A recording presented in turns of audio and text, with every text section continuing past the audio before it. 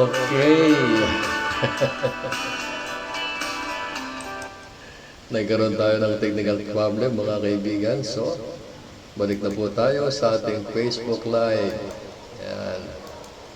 Okay. So, purihin ng Panginoon at tayo po ay nakabalik na sa ating Facebook Live ngayong araw na ito. At ating pagpapatuloy ang ating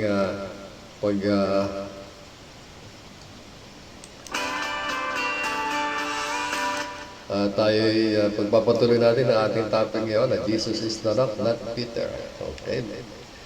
So, yan mga kaibigan, magandang hapon ulit sa inyo.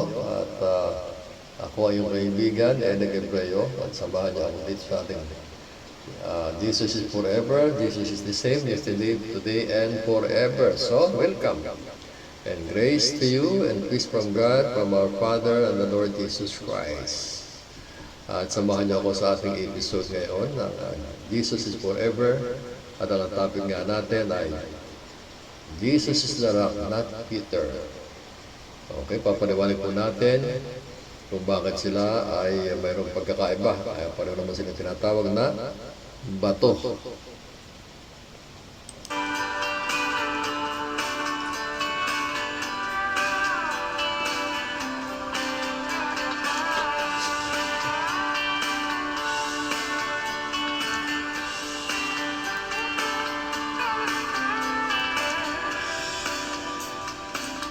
Okay, umpisan po natin sa pagbasa ng ating text na mula sa Matthew chapter 16, verse 13 to 18. When Jesus came to the region of Caesarea Philippi, he asked his disciples, "Who do people say the Son of Man is?" They replied, "Some say John the Baptist, others say Elijah, and still others Jeremiah or one of the prophets. But what about you?" He asked. "What do you say I am?" Simon Peter answered, "You are the Christ, the Son of the living God." Jesus replied, "Blessed are you, Simon, son of Jonah, for this was not revealed to you by man, but by Father in heaven. And I tell you that you are Peter, and on this rock I will build my church, and the gates of Hades will not overcome it."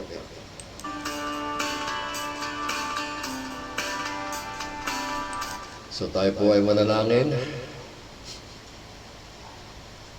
Panginoon Diyos Ama, salamat po sa sandaling ito na muli ay mga pagpapatuloy kami dito sa aming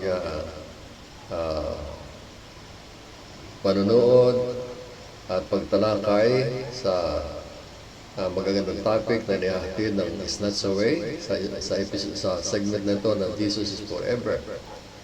Totoo po si Jesus is today, the same is today, and forever. Kaya sa po aming pinapag-aralan, kinikilala, upang magkaroon po kami ng malaking pagkakilala at pagkaunawa sa kanyang mga ginawa at magkaroon po ng halaga para sa amin kung makikilala po namin siya sa matlalim na kapamaranan tulad sa pag-aaral ng mga salita. Sa patnubay siyempre ng Banal na Espiritu. Kasinugo mo upang maging tayong pagturo sa amin at maging tayong pag-aliw. At dalawin po namin ganun din ang mga makakapanood ng broadcast na ito na ihanda mo kanilang puso sa pagtanggap ng mga salita upang makakilala din sila ng ganap at maunawa nila ang salita mo sa mga kapangyarihan ng Banal na Espiritu.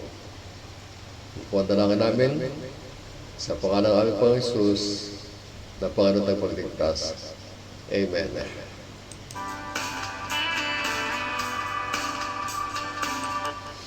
Itong topic na ito sa Bible ay madalas pinagtatalunan.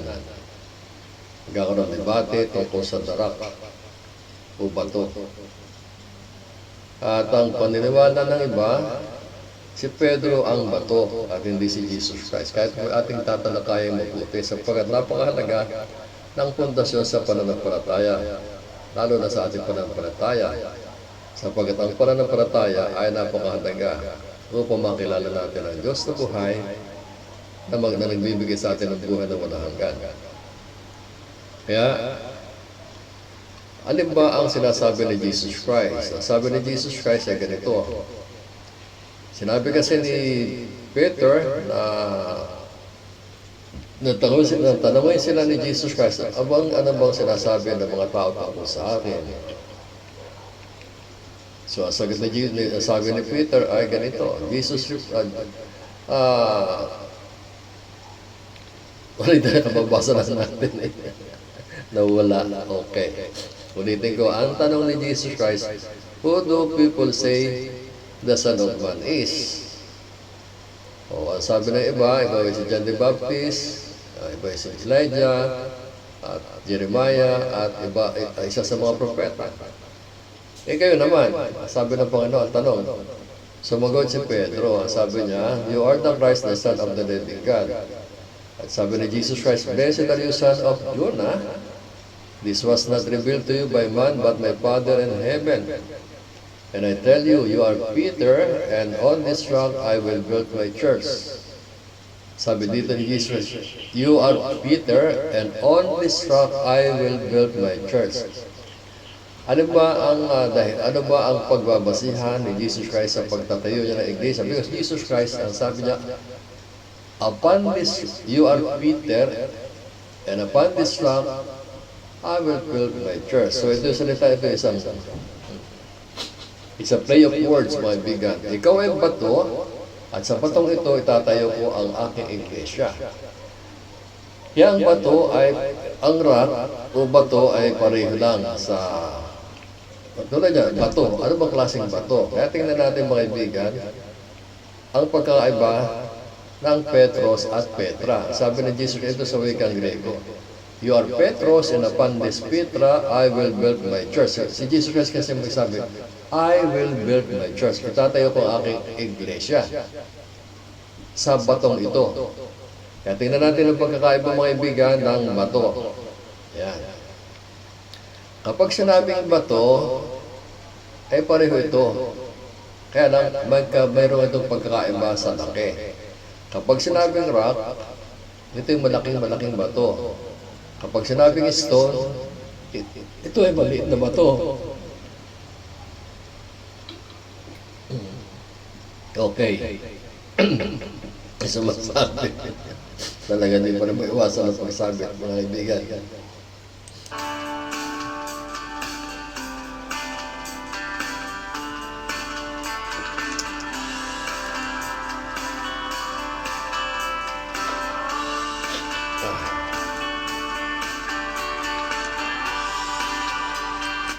Okay, pag sinabing rock, ito ay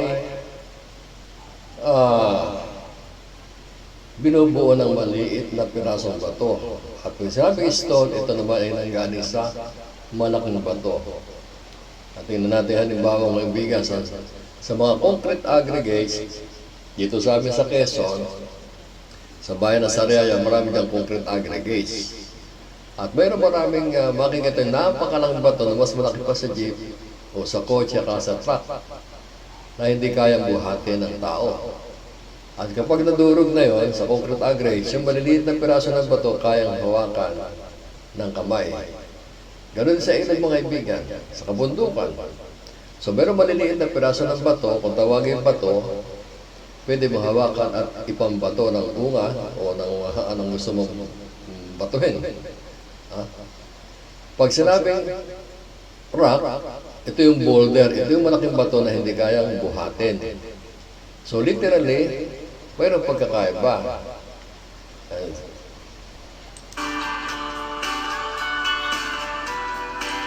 Tingnan natin naman sinasabi sa Biblia. Mayroong bahagi ng Biblia, nagpapahayag ng mga literal. Sa Bible kasi mayroong literal at mayroong figurative. Okay. Sa Book of Job, sa chapter 30, verse 5 and 6, ay basahin natin. They were banished from their fellow men, shouted at as if they were thieves, and they were forced to live in a dry stream beds among the rocks in hole in the ground. So, itong mga tao ito ay naninirahan sa batuhan. Okay. May mga tao naninirahan sa batuhan. Ang ibig sabihin, ang tahanan nila ay nandun sa paligid ng mga bato na may mga lungga na may mga maliliit na bato. At sinabi naman dito ni Jeremiah sa chapter 4 verse 29, "At the sound of horsemen and archers every town takes to flight. Some go into the thickets, some climbs among the rocks. All the towns are deserted, no one lives in them." Ito mga kaibigan, yung mga malalaki ang bato. Kaya mayroong pagkakaiba ang malaking bato at maliit na bato. Kaya sinabi ni Jesus Christ, "You are Petros." Sabi niya, "You are Petros." Ikaw ay bato, Pedro. At sa batong ito, sa malaking batong ito, ay itatayo ka ang iglesia. So, tinutukoy ni Jesus Christ, si Pedro, yung kanyang confession of faith, kasi sinabi ni Pedro na, "You are the Christ, the Son of the living God." Yung kapahayagan ni Pedro na yun, doon ang magiging pundasyon, ang batayan ng pagtatayo ni Jesus Christ ay sa pananampalataya ni Pedro sa bato, na walang iba kundi siya ang bato. At makikita ko sa inyo mamaya na siya ang batong malaki at ang magtatayo ng iglesia ay siya. "I will build my church." Itatayo ko ang aking iglesia sa batong ito. Itatayo ko ang iglesia sa pananampalataya mo, Pedro. Yan. So, tinignan na natin ang pagkakaiba ng malaking bato at ng maliit na bato. Mayroong malaking bato at mayroong maliit na bato. At mayroong ito ay literal mga kaibigan.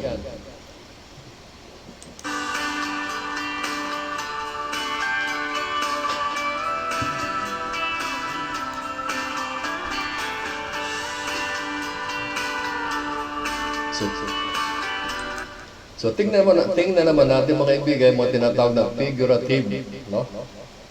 Figurative speech. Yan, itong sumulat ng Psalms ay si David naman.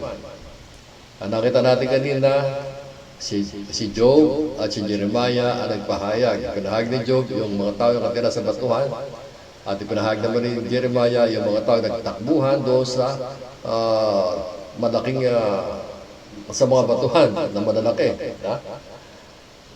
Kaya itong si David naman, ito ay taong sinasabi, a man after God's heart. Sa kanyang buhay, na bilang hari ng Israel, ang dami niya mga pinagdaanan, mga pagsubok sa buhay, at tagumpay, pinupuri niya ang Diyos, at tumatawag sa Diyos sa kagipitan at sa pagpapala at sa pagpapasalamat sa kanyang mga pagpapala na tanggap. Talaga.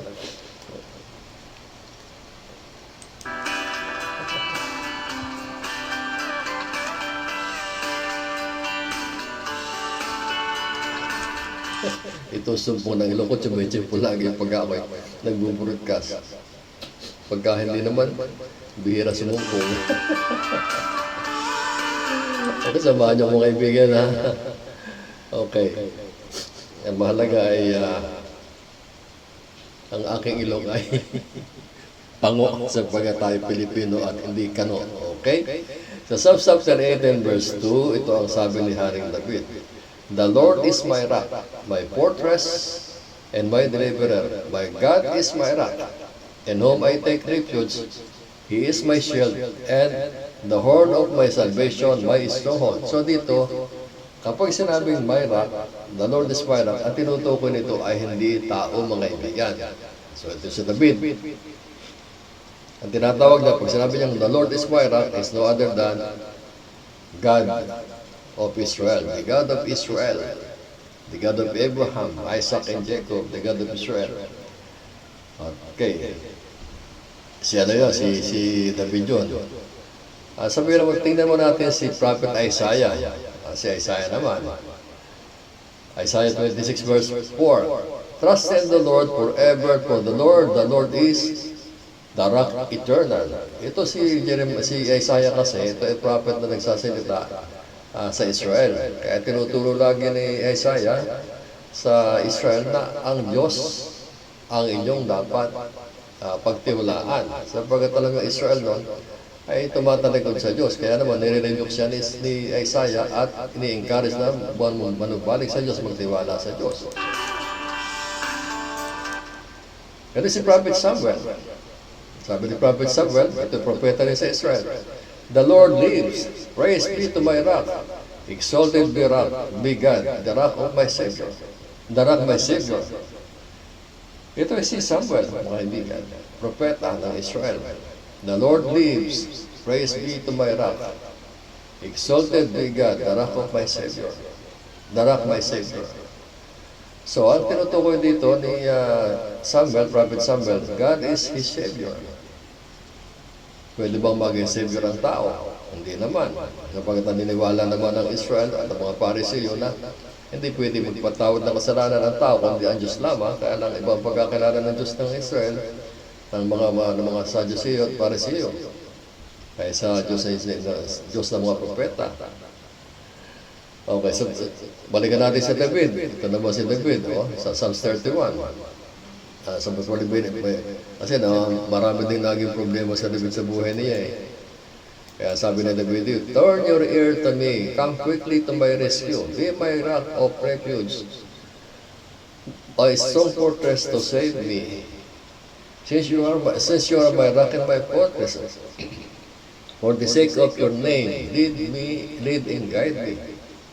But the Lord has become my fortress and my God, rock and whom I take refuge." Ito sabi naman niya sa Psalms 94. Alam nyo, pag nagbasa kayo ng Psalms, makikita nyo doon sa Psalms ang mga daing ni David, pagpupuri ni David sa rock of salvation. The God is my rock of salvation. So, ang tinutukoy dito ni David, tinutukoy ng mga propeta, ang rock na ito ay ang Diyos na kanilang kaligtasan at tanggulan. Tingnan naman natin ang sinasabi naman ni Moses. Isa ring propeta ng Diyos. Ang kauna-unahang propeta na nag-aaral sa Israel mula sa Egypt.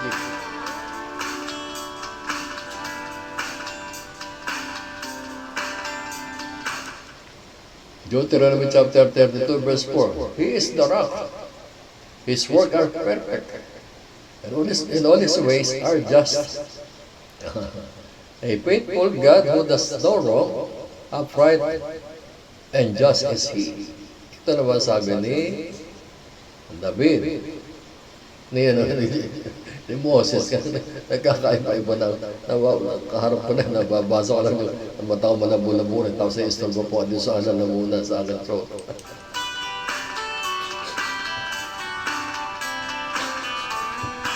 Kasama pa ang aking ilong na pako. Okay, dyan lang kayo. Siguro naintindihan nyo ang aking sinasabi. Okay? So ito yung mga figurative speech ng mga propeta. Kapag sinabi ng rock, ang kanilang tutukoy ang God, their Savior and refuge. Tingnan mo natin ang paggamit ng nickname. Kasi sa Bible, ginagamit din yung mga nickname. May mga nickname din ang mga tao sa Bible. At dito, si Peter ay binigyan ni Jesus Christ ng kanyang nickname.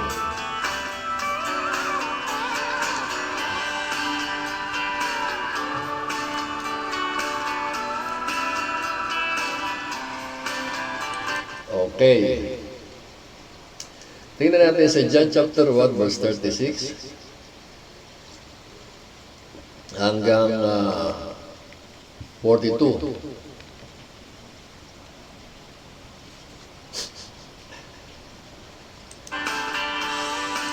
Itong chapter 1 ng Gospel of John, ito ay pagpapahayag ni John, ni Apostle John at saka ni John the Baptist, mga ibigan. Si John the Baptist ay mayroong disciple. Si John the Baptist ay mayroong disciple sapagkat nauna sa kay Jesus Christ at sa kanyang ministry mayroon sa mga tagasunod. At ang tagasunod niya dito ay makikita niyo kung sino. Ang papasahin ko. When he saw Jesus passing by, he said, "Look, the Lamb of God." When the two disciples heard him say this, they followed Jesus. Turning around, Jesus saw them following and asked, "What do you want?" They said, "Rabbi." What do you want? They said, "Rabbi," which means teacher, where are you staying? Come, he replied, and I will see you, and you will see. So they went and saw where he was staying, and he spent that day with him. It was about the 10th hour.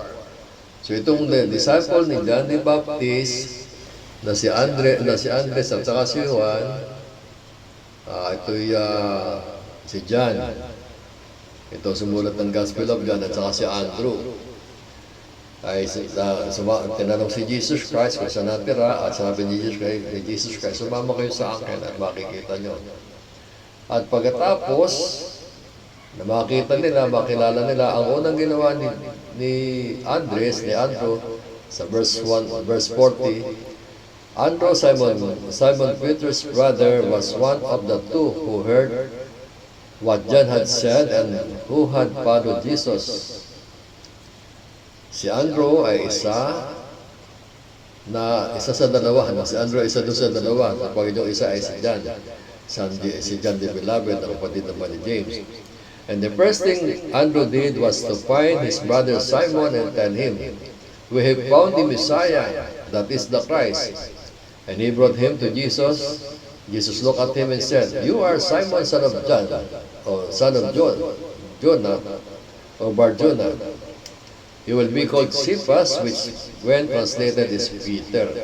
So ngayon, mga kaibigan, pinakilala ni Andres sa Tagalog si Pedro kay Jesus Christ, at nang makita ni Jesus Christ si Pedro, ikaw ay si Simon, anak ni John, ni Juan.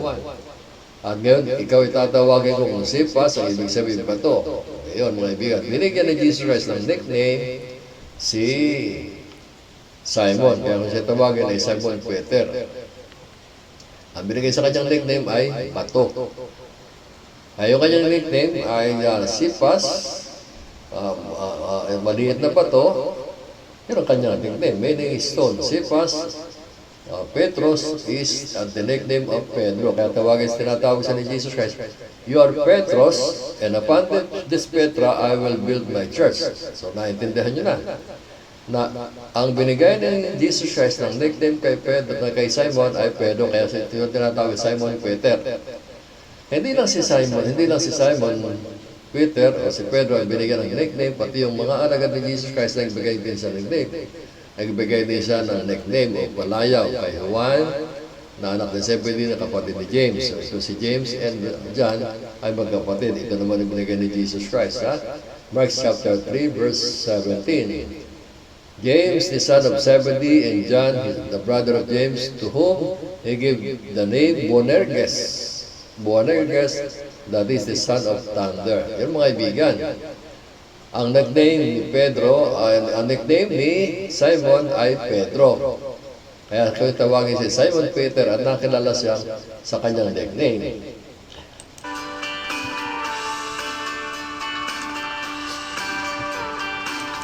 Kaya katulad ng mga kaibigan, ako ang ginagamit kong pangalan ay hindi yung aking tunay na pangalan. Nickname ang aking ginagamit.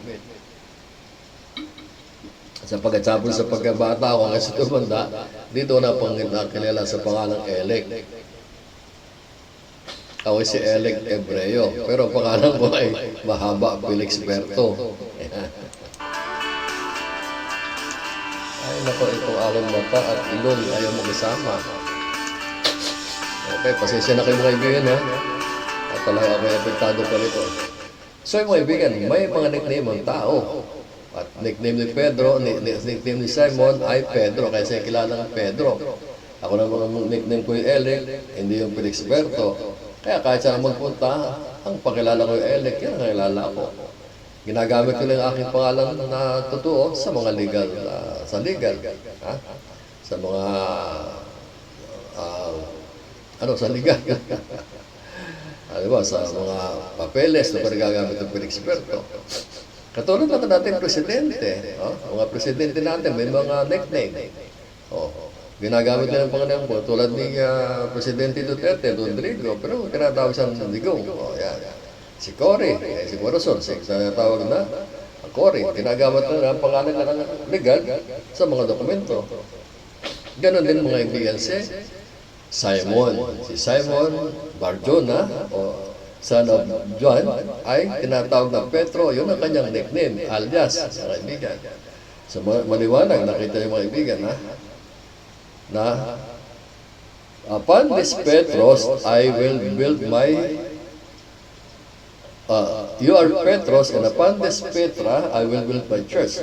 Ikaw, ay ba to? At sa boulder na ito, itatayo ang aking iglesia. Ay, talagang. Samahan niyo ako. Ngayon, sino ba talaga tunay na bato? Ayan. So, meron mga tinatawag na spiritual na pangalan. So, basahin natin ang sinulat naman ni Paul, the Apostle, sa 1 Corinthians chapter 10, verse 1 to 4. Kailangan unti-unti natin, dahan-dahan natin magbasa. Sapagkat tayo ay nagtuturo, hindi tayo nag-preach.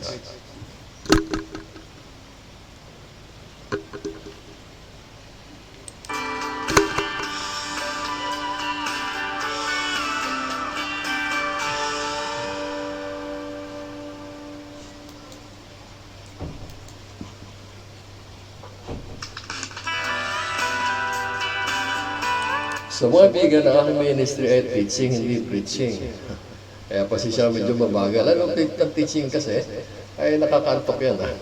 Hindi katulad ng preaching na may kasama pang sigaw at panggising, pangkonsensya. Kaya lang, ang teaching ay impartation of knowledge, mga kaibigan. Kaya yung mga teacher natin mula grade 1 hanggang sa college, sa katapos tayo, hindi tayo sinisigaw sa classroom, di ba? Hindi tayo sinisigaw sa classroom. Siguro mo sumisigaw sa classroom, hindi na tayo papasok. Uwi na tayo. Kaya ganyan po mga kaibigan. Pasensya na kayo. At isa pa, gusto mo itong aking mata, na-operado itong aking ilong at lalamunan na pasensya na kayo, ha? Panahinging pasensya.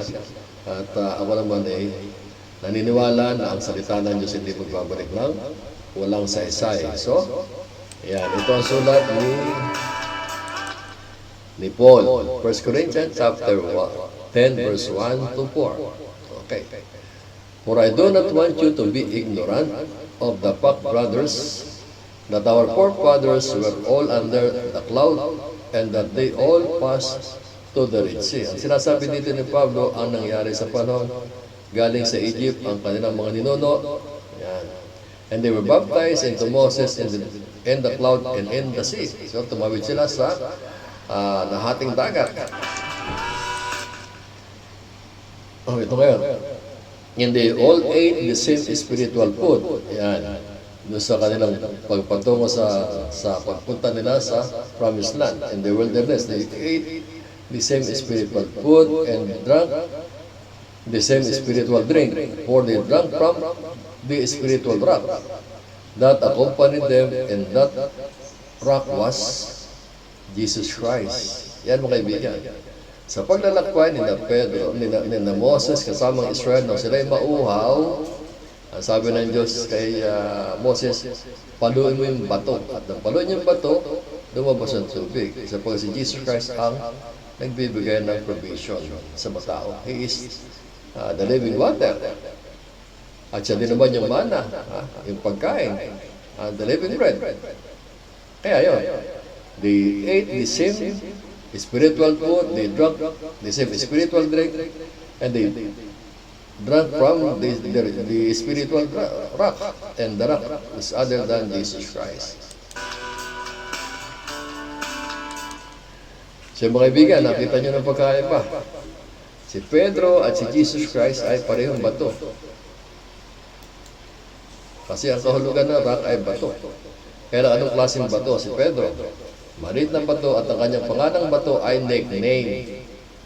Simon Peter. Nakilala sa Pedro yung kanyang nickname. Inuulit ko sa inyo, ako nakilala sa aking nickname na Eric, hindi sa pangalan kong Felix Berto. Ganon din, ibang tao, kilala sila sa kanilang mga nickname. Mga sa artista, kilala sila sa nickname nila, hindi sa tunay na pangalan. Nabigyan ko mga pen name. Pero ang tunay na bato ay walang iba kundi si Jesus Christ, mga kaibigan. Yan. Doon ka naman tayo sa church. I will build my church. Ano ba yung church na tinatawag? So ito pa rin isa pa rin pinagtatalunan yung church. Ano ba yung church na tinatawag, mga kaibigan? Ito ba yung building? Ha? Ito ba yung building? Pag sinabing simbahan ay isang malaking building na ba to? Hindi yung mga ibigan ng church.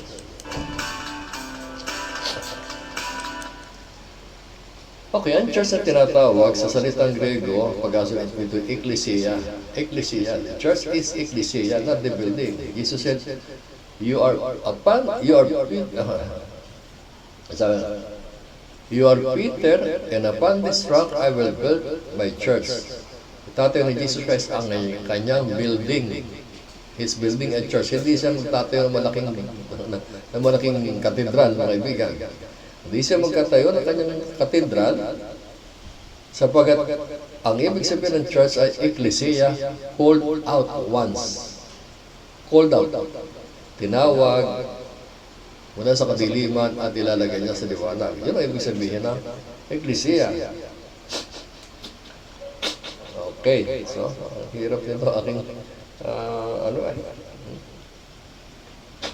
Okay, pasensya na kayo ha. At talagang mapapalad ang may tiyaga at kayo matuto kayo sa akin sa pagtatyaga. Mapalad ang may tiyaga sa pag-aaral sa salita ng Diyos sapagkat kayo pagpapalain ng Diyos sapagkat si Jesus Christ ang pagpapala ng Diyos. Ang ibig sabihin ng church, mga kaibigan, is called out once sa salitang Grego, ecclesia, tinawag sa kadiliman at binagay sa liwanag.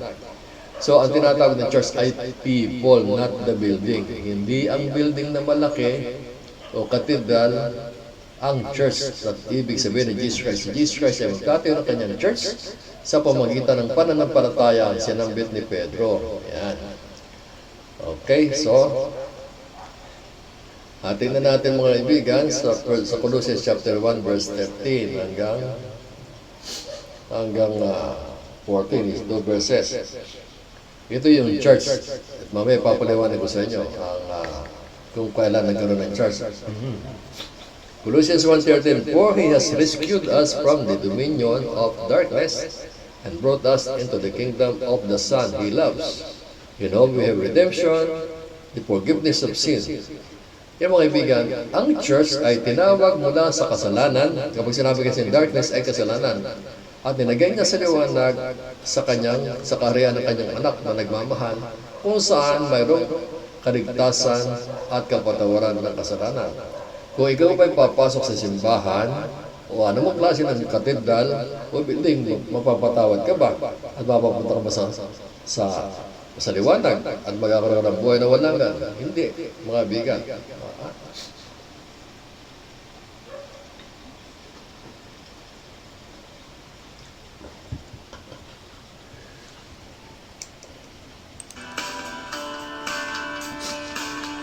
Grabe. Talagang pinapahirapan mo salita, mga kaibigan. Nagbabara. So yan, mga kaibigan, ang ibig sabihin ng church, Jesus Christ is going to build His church upon the confession of faith of Peter, and the church is people, not a big building or a concrete house or a building, mga kaibigan. Hindi yun itutuwa ni Jesus Christ. Ang ibig sabihin ni Jesus Christ, tatawagin ko ang tao sa kadiliman at nilalagay ko sa liwanag ng aking kaharian kung saan mayroong katubusan sa kasalanan at sa kapatawaran at buhay na walang hanggan. Yun ang church. Kaya tinatawag na temple of the Holy Spirit. We are the temple of the Holy Spirit. Sapagkat ang sino man tumanggap kay Jesus Christ ay binigyan ng karapatan maging anak ng Diyos. At ngayon, kung ikaw ay anak ng Diyos, ikaw ay napatawad sa kasalanan, inambok pa ng Diyos at nakasama sa kanyang pamilya.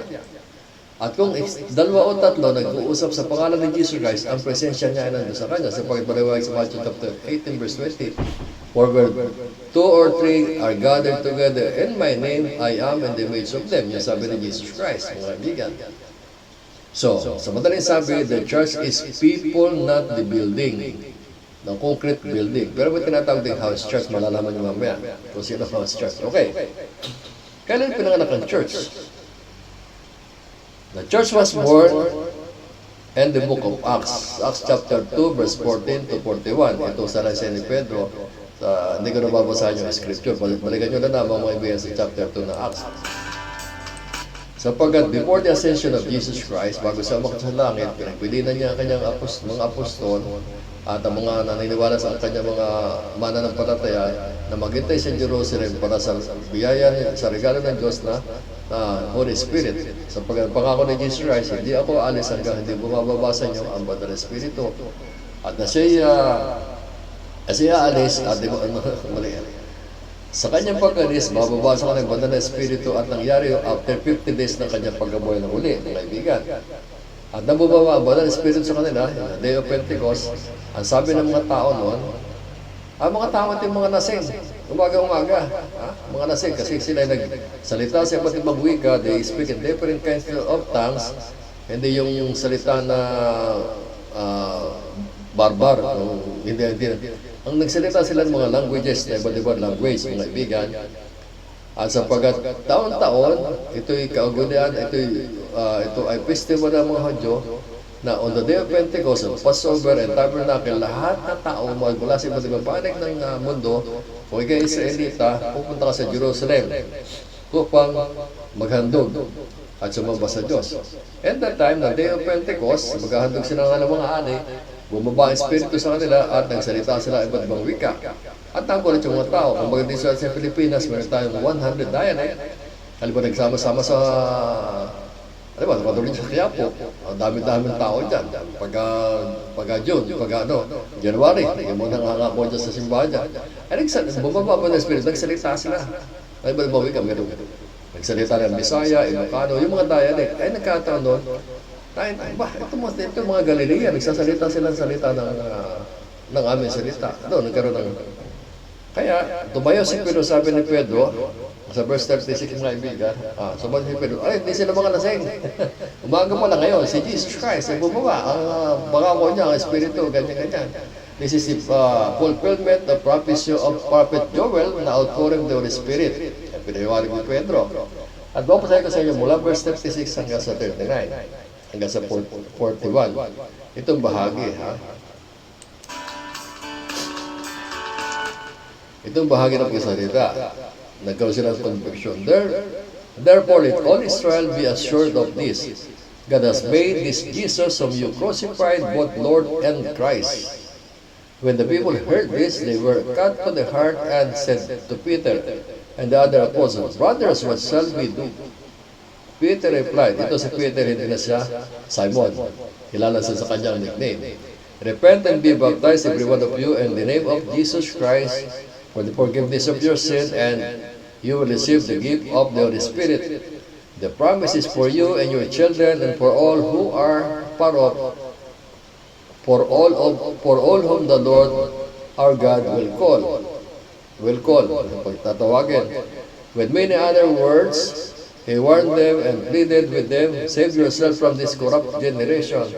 Those who accepted his message were baptized, and about 3,000 were added to their numbers that day. So the church was born. Sila lahat ng mga Hudyo, sa preaching ni Pedro, tumanggap sila, and that's the church of Jesus Christ born. Doon nag-umpisa sa pamagitan ng pangaral ni Pedro. Kaya naman, ang mga tao na nagiging born again sa pamagitan ng preaching ng Word of God. The church was born. Pagkatapos, sabi ni Jesus Christ sa Peter, ang masabi niya, basahin natin, masabi niya. So, nag-umpisa ang church sa Jerusalem, sa mga Hudyo. Balikan natin ang umpisa natin binasa. Okay.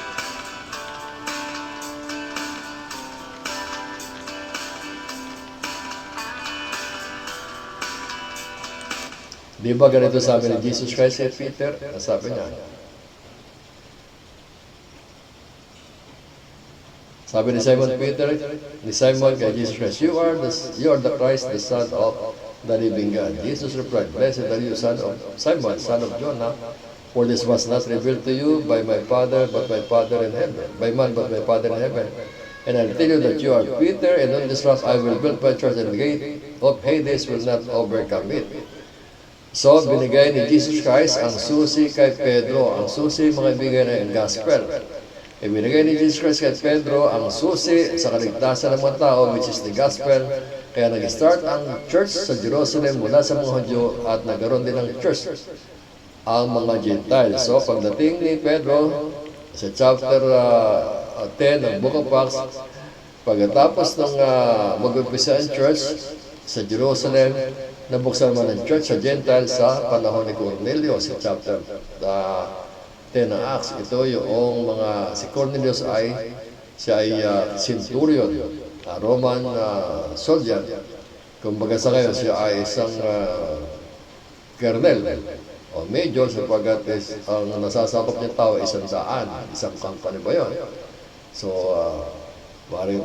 yun ang kanyang sa isang Roman soldier.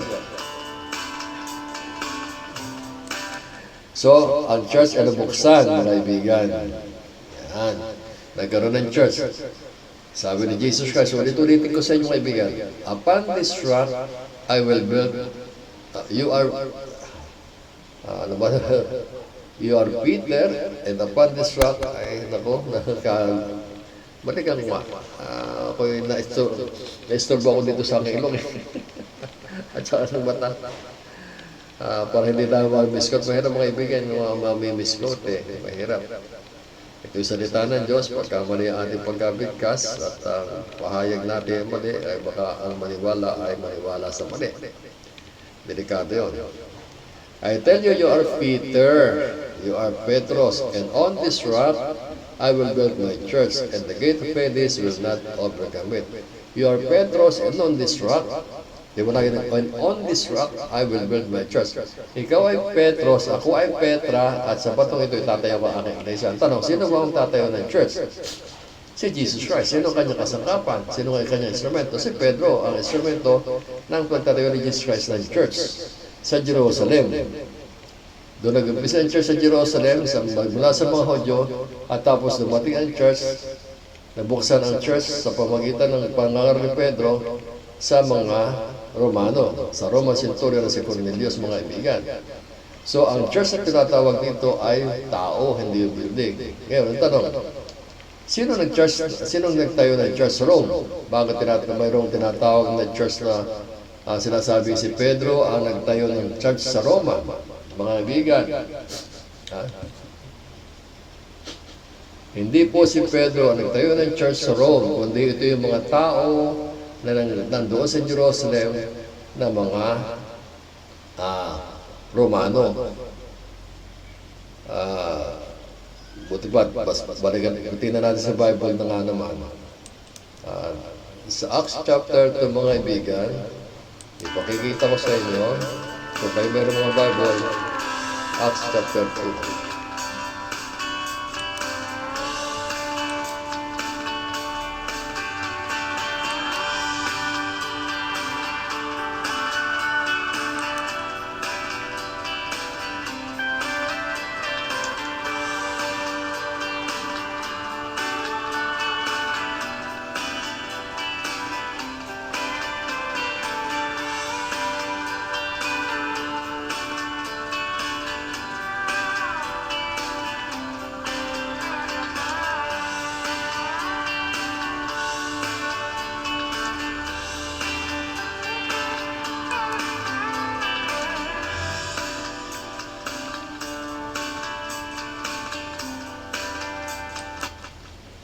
Okay, basahin natin mga kaibigan. No?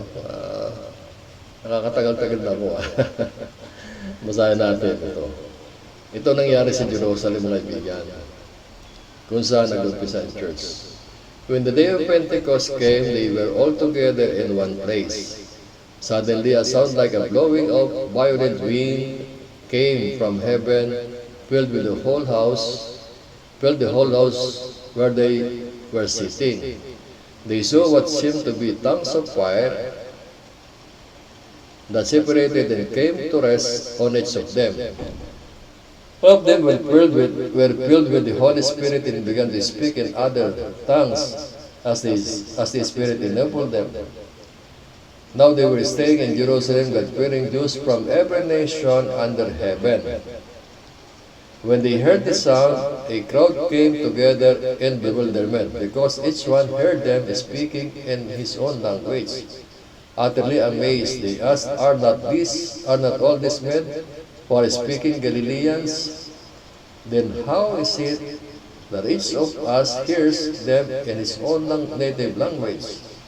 Parthian, Medes, Elamites, residents of Mesopotamia, Judea, Cappadocia, Pontus, and Asia, Phrygia, Pamphylia, Egypt, and parts of Libya near Cyrene, visitors of Rome, and both Jews and converts to Judaism, the Cretans, the Arabs, we heard them declaring the wonders of God in their own tongues.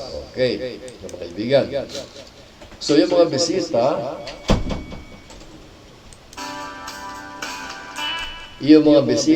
at yung mga Hudyo na nasa Jerusalem, nang bumaba ang Espiritu, at sila napuspos, nagsalita sila sa iba't ibang wika, ay napakinggan ng mga tao doon. Aba, ito Galilean.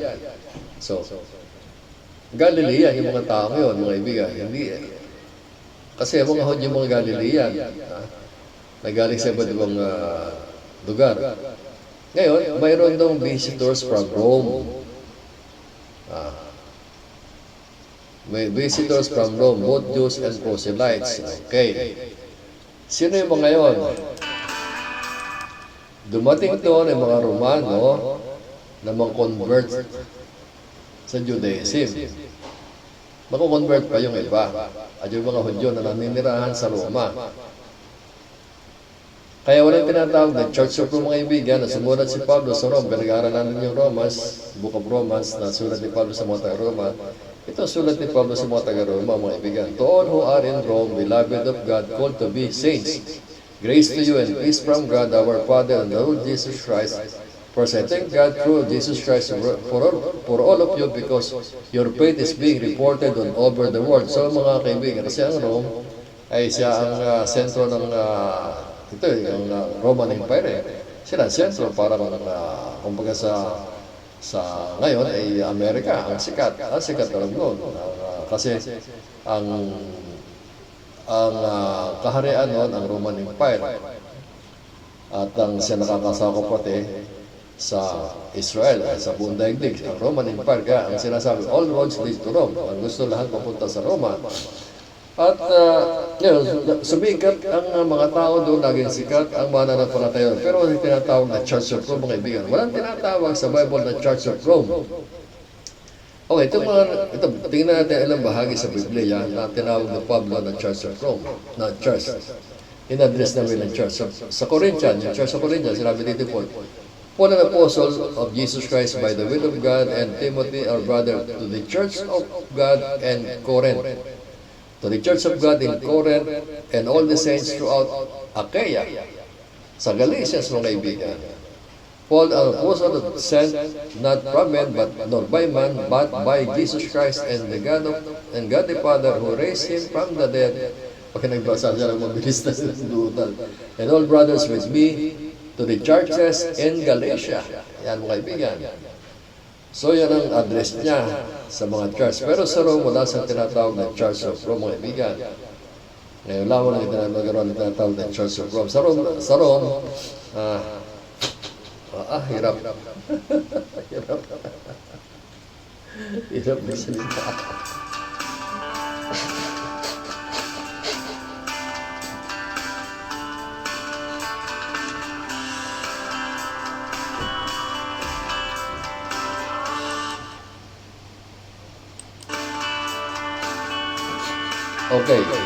Okay, mga kaibigan.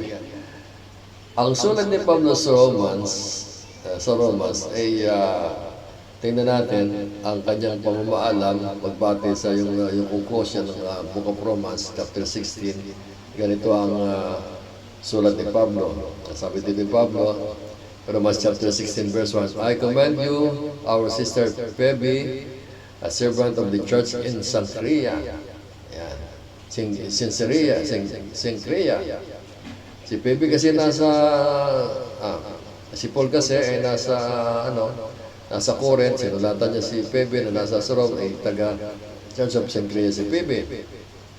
Greet Priscilla and Aquila, my fellow workers in Christ Jesus, who risked their own necks for my life, to whom not only I give thanks, but to all the churches of the Gentiles.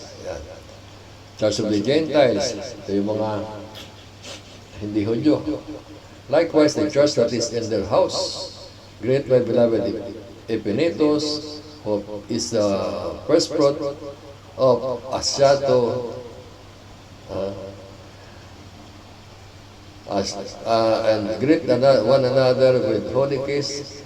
The churches greet you. The Church of Christ, the churches of Christ greet you. Yan. Yun ang verse na ginagamit ng INC.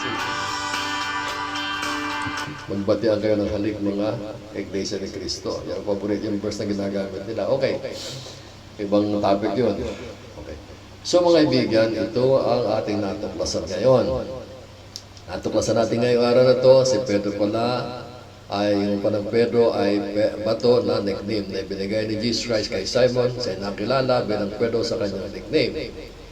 At ang batong tunay, ang boulder ay wala ibang kundi si Jesus Christ. Sabi niya, ikaw ay Pedro, ikaw ay Petro, sa Petrang ito, sa batong ito, itatayo ko ang aking iglesia. Sino tayo ng church?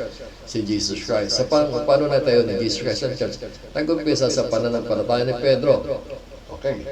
Si Pedro ay kanyang apostol for 3 years, tinuruan ni Jesus Christ ang kanyang mga apostol. At nung magkaroon ng umalis ni Jesus Christ, nagpaalam siya na sa kanyang pag-alis ay isusugo niya ang banal na espiritu na to be their helper, their teacher, and parakletos kasama habang buhay dito sa lupa.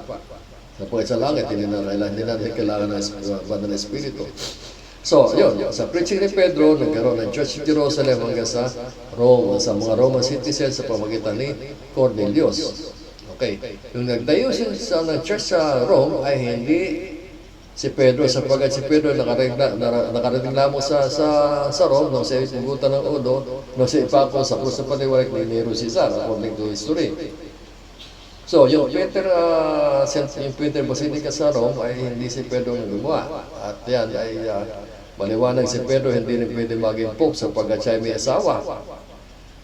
Okay, sa Matthew chapter 8, verse 14, ito yung kakasama pa sila, nila ni Jesus Christ, magkakasama sila, bilang alagad niya si Pedro. Ito sa Matthew chapter 8, verse 14, sabi dito, no, dito. Sabi ko, now, when Jesus had come into Peter's house, he saw his mother's wife lying sick and fever. So he touched her hand, and the fever left her, and she arose and served them. So mga kaibigan, walang ebidensya sa Pedro ay isang pope sapagkat siya ay may asawa. At maganda nagtalo nga si Paul at saka si Peter sa Corinthian. Bakit ikaw lang bang may asawa? Pwede magsama ng asawa. Ako ba? Gano'n. Nagkaroon kasi ng diskusyon si Pedro at saka si Paul. At sinabi ni Paul sa kanya, ikaw Pedro, kasama mo asawa mo. Ako, wala asawa si Paul. Okay, so there is no evidence that Peter is the rock. Siya ay bato, Petros. Jesus Christ is the rock. So the church is founded on Peter's faith. Sa pamagitan ng pananampalataya ni Pedro, nag-umpisa ang church in Jerusalem hanggang sa binigay sa kanyang susi, sa kanyang preaching, nakarating sa Roman citizen na si Cornelius. At nawaganap ang church sa iba't ibang panig ng mundo sa kapangyarihan ng banal na Espiritu because the Holy Spirit leads people, anoint people to plant in churches in different places of the world. Ang mga kaibigan. Ito ang ating pag-aaral mga kaibigan, kailangan malaman natin ang matulog. Kaya yung pundasyon ng ating pananampalataya dapat ay tama. Sapagkat ang pundasyon ng ating pananampalataya ay walang iba kundi si Jesus Christ. At yung pag-aaralan din natin sa susunod na araw, ang pundasyon ay napakahalaga. Bukas, pag-aaralan natin, tungkol Jesus Christ is the cornerstone. Tama. Pag-aaralan ko mamaya, bukas, ang topic na si Jesus Christ is the cornerstone. O kaya abangan niyo bukas. At mamayang gabi, inimbitahan ko kayo kung kakayahan ko magturo mamayang gabi, dalas hour. So, tingnan niyo na lang mamayang gabi kung makapagtuturo ako ng dalas hour. So, pag sinusumpong ako nito aming depression sa katawan, I am praying that the Lord be gracious unto us na makapagturo ako mamayang gabi. Bukas naman, hindi naman masyadong, mamayang gabi naman, hindi naman masyadong mabigat sa akin sapagkat yan naman itungkol lamang sa current events. Ang pinagbabatayan ng ating mga kaibigan ay mga tungkol sa balita nangyayari sa Jerusalem at pagpapalig ng daigdig.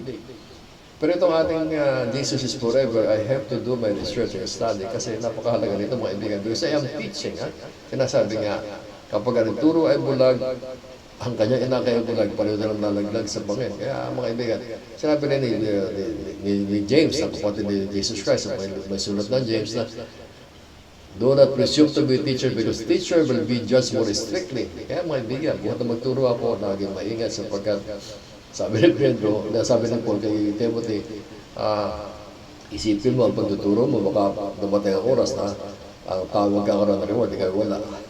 Mahirap yun. Ituturo ka, tapos ikaw wala reward. Leave according to what you preach. Okay mga kaibigan.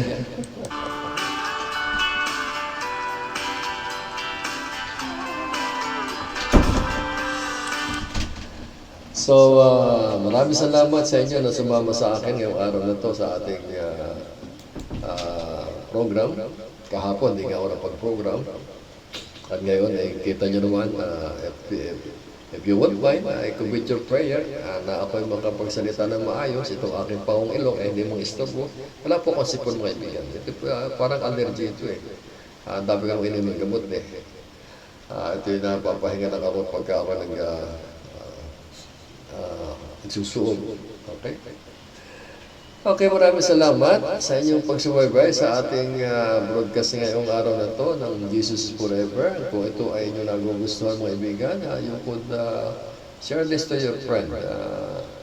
I-share nyo sa mga kaibigan, sa inyong mga kaibigan, sa inyong pamilya, sapagkat alam nyo, Jesus is coming again.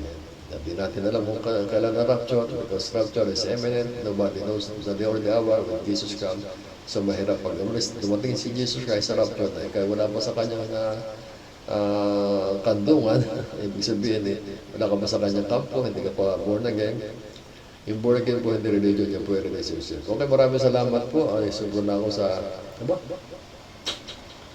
halos isang oras ako ngayong araw na ito, kaya na nakakaya sa inyo, aking ilong ay istorbo.